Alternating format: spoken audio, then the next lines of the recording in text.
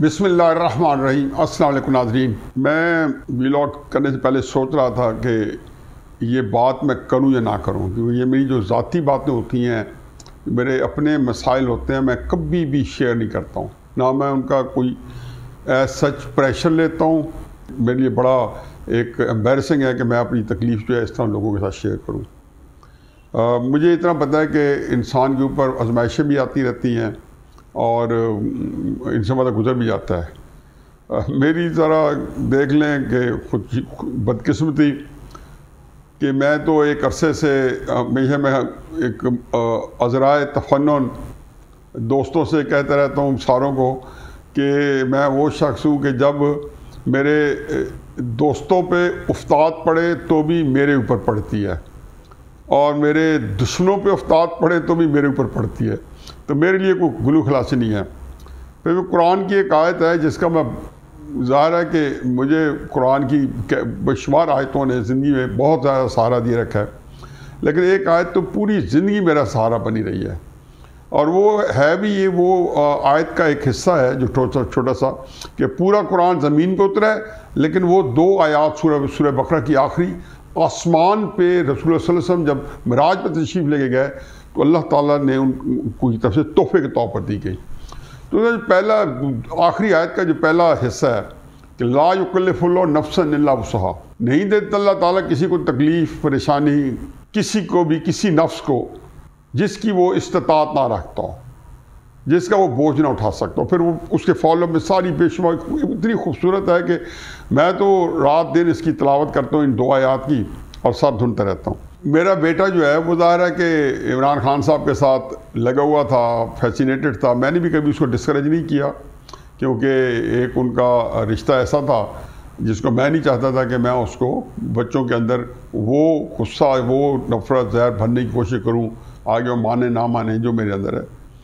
تو چنانچہ جہاں پہ بے شمار بچے وہاں پہ ان کے ارد گرد لگ گئے، تو گھر کے لوگوں کا جو ہے عمران خان صاحب کے قریب جانا یا ان کے سحر میں مبتلا ہونا کوئی بڑی بات نہیں تھی۔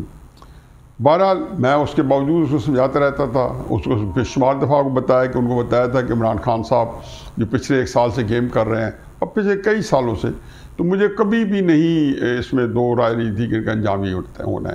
9 مئی کا واقعہ جو ہے میرے نزدیک کقومی سانحہ ہے۔ میں حقیقت یہ ہے کہ اس دن مجھے لگا کہ میں ٹوٹ گیا ہوں، کہ مجھے یہ صرف وہی لوگ احساس کر سکتے ہیں جن کو پاکستان کی اور ہمارے نظام کی اور ہمارے جو سیکیورٹی پرابلم کی حساسیت کا پتہ ہے کہ پاکستانی فوج کا یوں رل جانا یا ان کے اوپر اس طریقے کا نظام تنا جانا یا اس طرح کی باتیں ہونی۔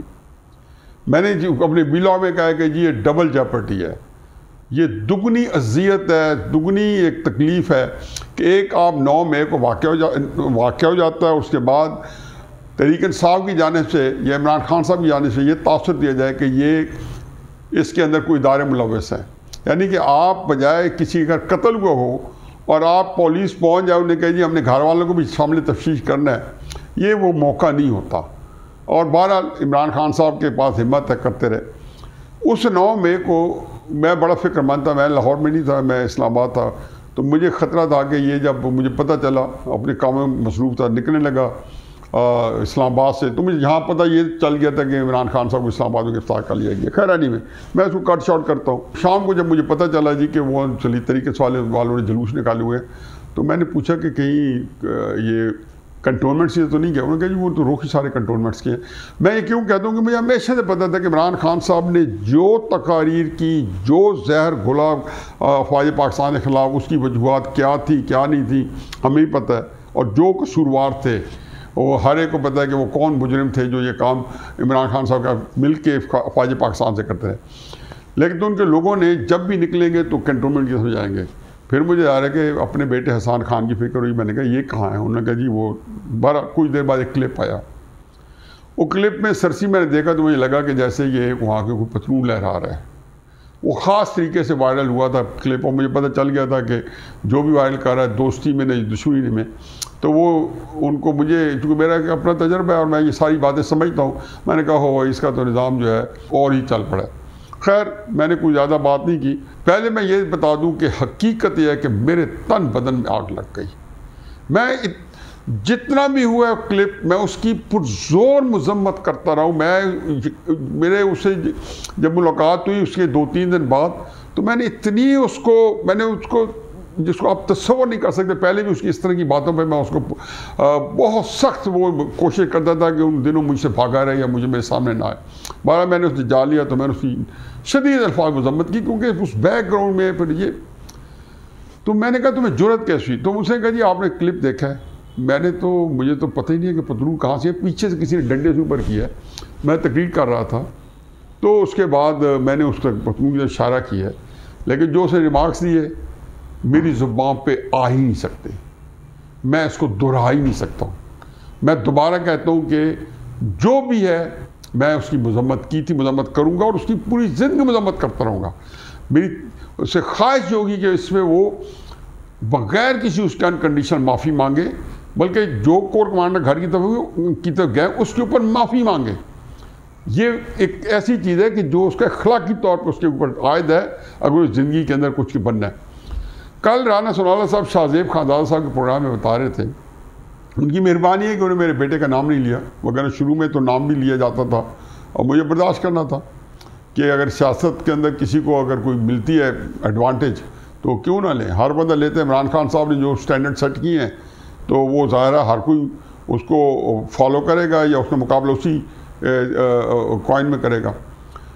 تو انہوں نے کہا جی کہ عمران خان کا بھانجا کور کمانڈر ہاؤس گیا، وہاں وہ گواہی دے رہے تھے عمران خان صاحب کی. حالانکہ عمران خان صاحب کے لیے کوئی گواہی دینے کی ضرورت نہیں ہے کہ کور کمانڈر ہاؤس میں جو کچھ ہوا ہے. میں تو ہمیشہ کہتا ہوں کہ سال جو اس نے تقاریر کی یہ اس کا منطقی انجام تھا.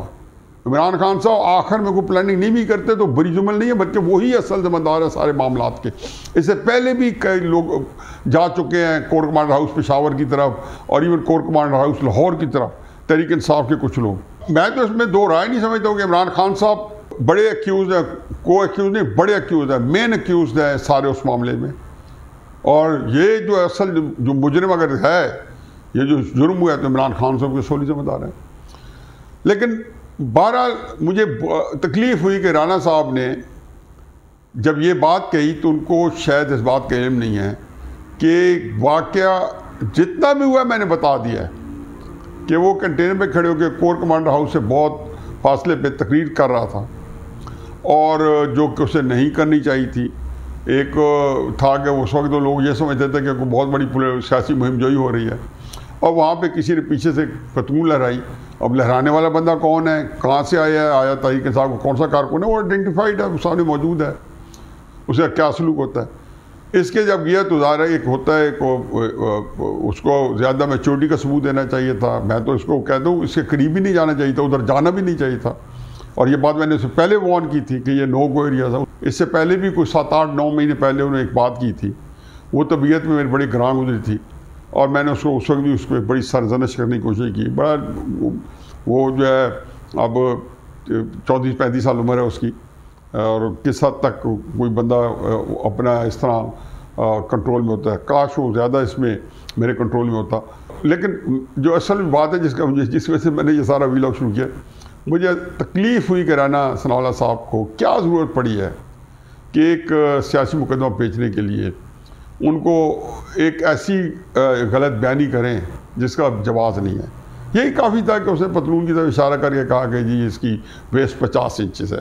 یہ کافی تھا میرے نزدیک. تو یہ بہت بڑا آفینس ہے اور اس کے لیے یہ ہے کہ دور کی کوڑی کہ چونکہ اگر وہ ثابت کریں گے تو جو بھانجا کور کمانڈر ہاؤس کے اندر گیا ہے جو کہ ایک غلط بیانی تھی، گیا اندر سے پتلون لے کے جو کہ غلط بیانی تھی، وہ سامنے نظر آ رہا ہے ساری چیز. تو کیمرہ نے جو یہ کیمرے کی آنکھ نے بند کیا، وہاں یہ نہیں پتا کہ وہ پتلون نیچے سے اوپر کیسے آئی اور تقریر کے دوران ان کے پیچھے آئی اور پیچھے مڑ کے دیکھا تو اس کو کسی نے توجہ دلائی اور وہ اسے دیکھ کے تو وہ ظاہر ہے جو بندہ لایا ہوگا انہیں دیکھا ہوگا تقریر کا جوش ہے تو اس کے اندر اس نے اپنا مال بیچ دیا ہوگا کسی جیالے نے، کسی بہت بڑے یوتھیے نے.